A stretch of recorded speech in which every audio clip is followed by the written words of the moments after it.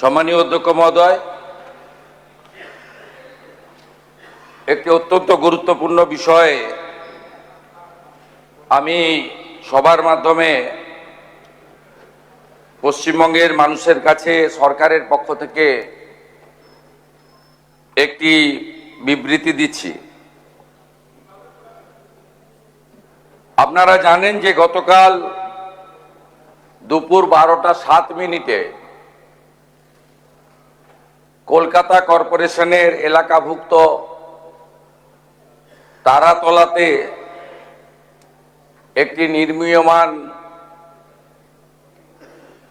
Building ভেঙে পড়ে একটি মর্মান্তিক বেদনাদায়ক ঘটনা ঘটেছে। এই ঘটনায় যারা মারা গেছেন, মৃত্যু হয়েছে, তাদের পরিবারের প্রতি সমবেদনা, পরিবারের পাশে থাকার অঙ্গীকার এবং তাদের বিদেহী আত্মার অমরত্ব প্রার্থনা করি। যারা আহত হয়ে কলকাতার SSKM হসপিটালে চিকিৎসাধীন রয়েছেন, তাদের দ্রুত আরোগ্য প্রার্থনা করে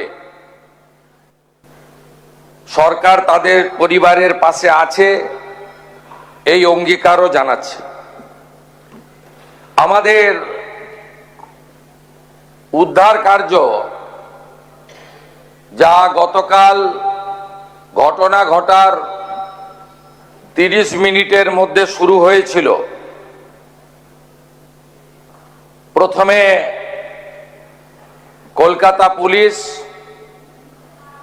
ফায়ার ব্রিগেড এবং স্থানীয় জনগণ হাত লাগায়। সময় যত গেছে তার সাথে সিভিল ডিফেন্স, NDRF, আর্মি সবাই মিলে একযোগে উদ্ধার কার্যে হাত লাগায়।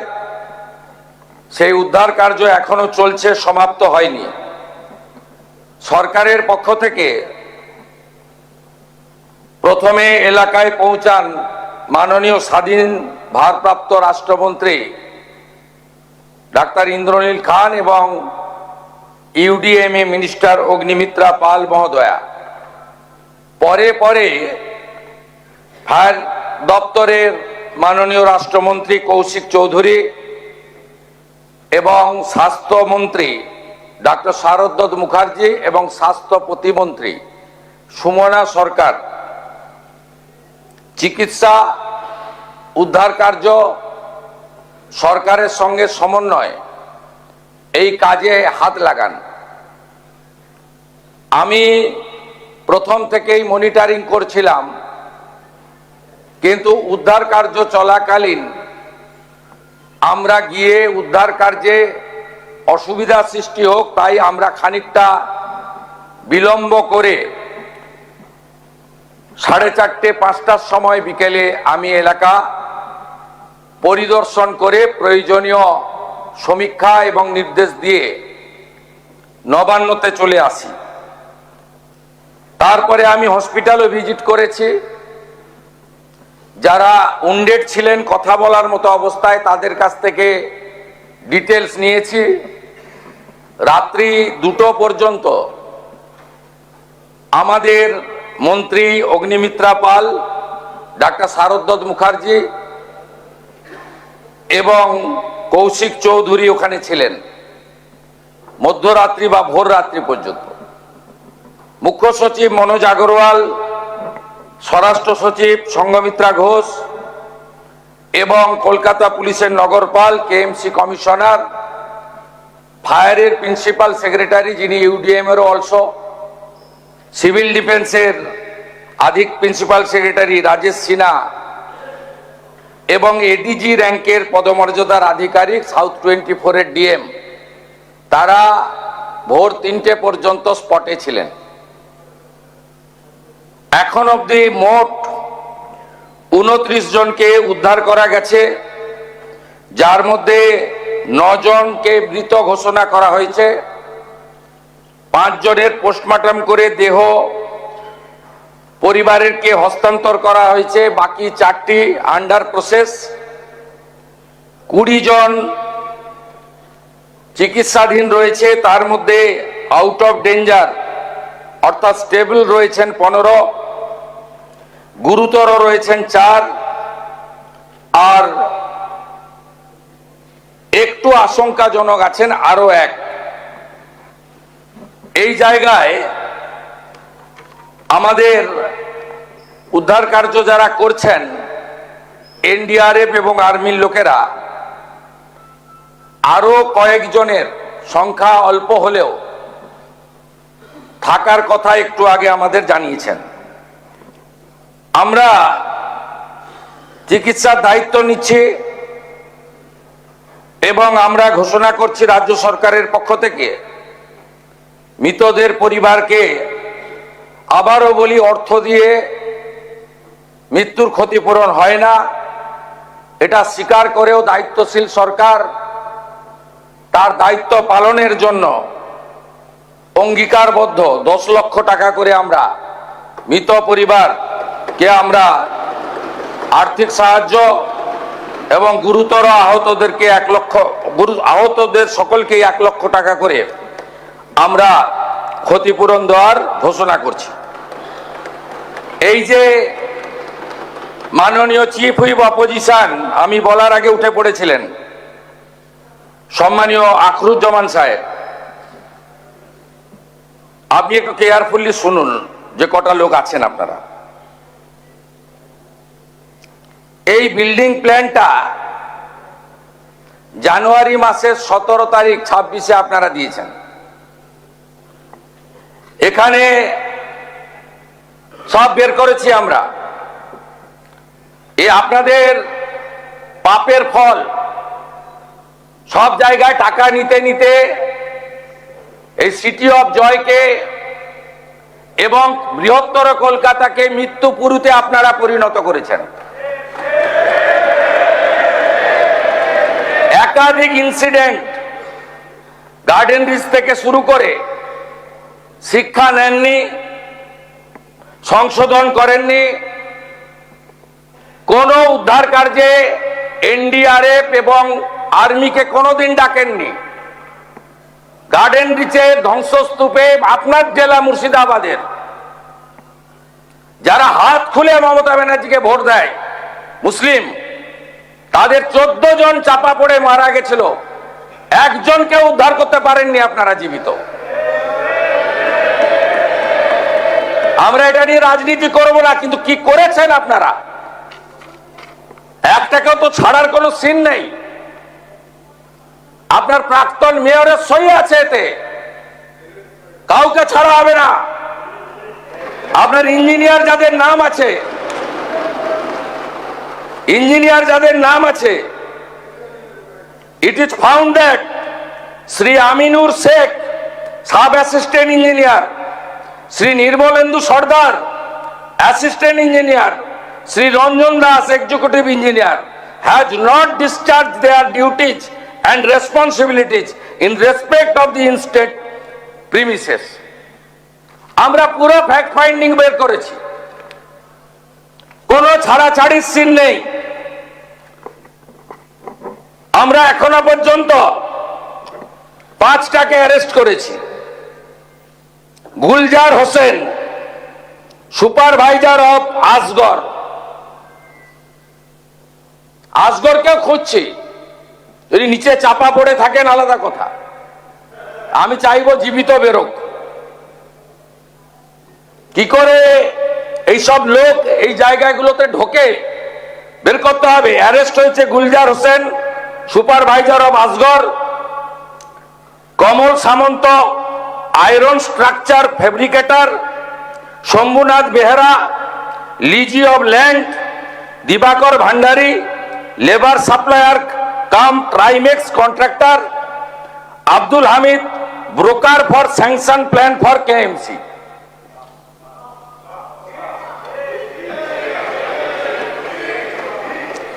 আপনার কেএমসি তে কি হয়েছে আমরা জানি না, আপনার কালীকে তুললে সব বেরিয়ে যাবে। কলকাতা কর্পোরেশনে কালী না বললে কোনো প্ল্যান হয় না। আর Kali appointed by Camac street, সবাই জানে। আর এই কালী বাইপাসের পাশে আপনাদের তৃণমূল ভবন বানাচ্ছে 200 কোটি টাকা দিয়ে, আর এখান থেকে টাকাটা তুলে ওখানে পাঠায়। আমরা সব জানি, সব বের করেছি আমরা, এফআইআর হয়েছে, আরো ব্যবস্থা নিচ্ছি।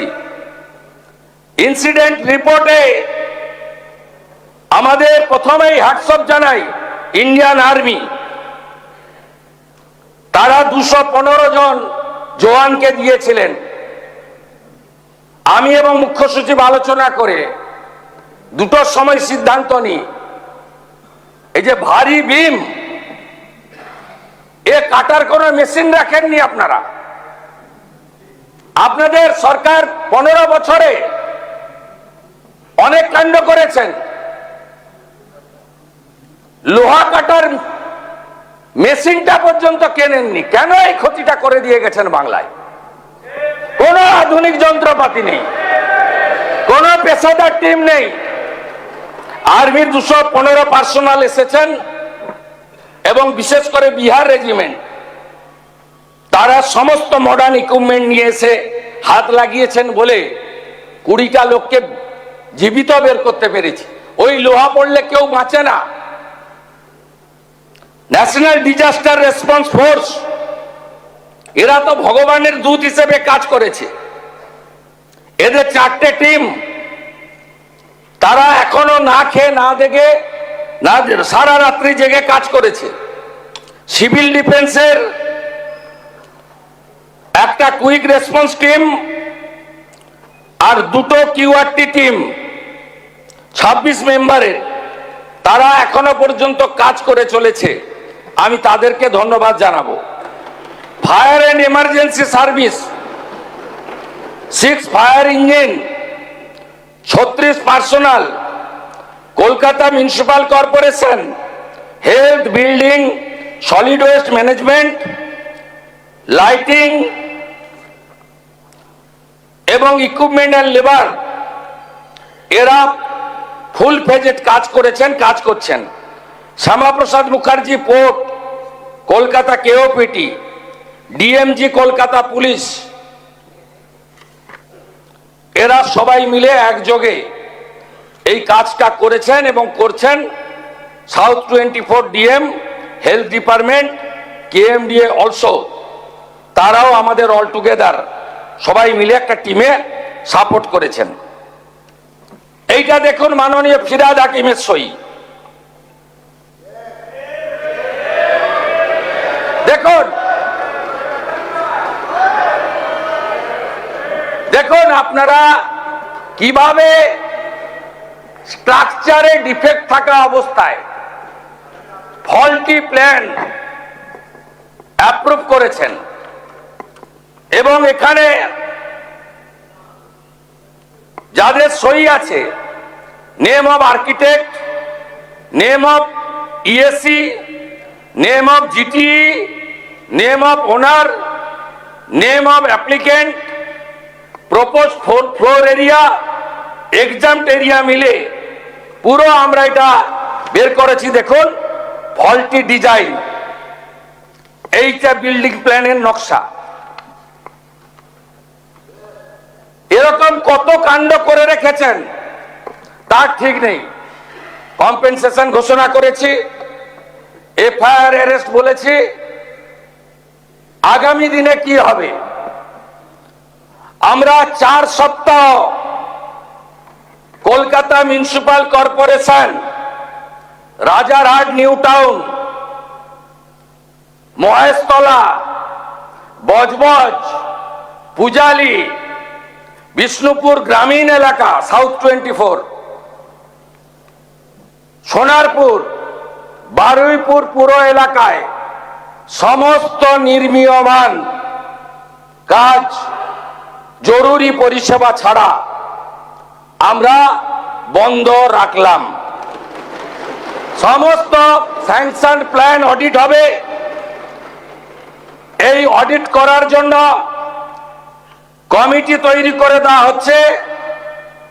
কমিটি হেড করবেন Rajesh Pandey IAS, additional chief secretary. কমিটিতে মেম্বার থাকবেন Shri Khalil Ahmed IAS, additional chief secretary, Rajesh Kumar Sinha, principal secretary disaster management, Ajay Nanda নগরপাল, স্মিতা পান্ডে কমিশনার কাম প্রশাসক Kolkata corporation, Rachna Bhagat secretary labour department, engineer in chief PWD, DG building KMC, DG fire and emergency services one representative, representative from RITES, representative from IRCON আর Kharagpur IIT. আমাদের Kharagpur IIT থেকে professor Damodar মাইতিকে head civil engineer IIT Kharagpur, তাকে nominated করেছেন director Kharagpur IIT.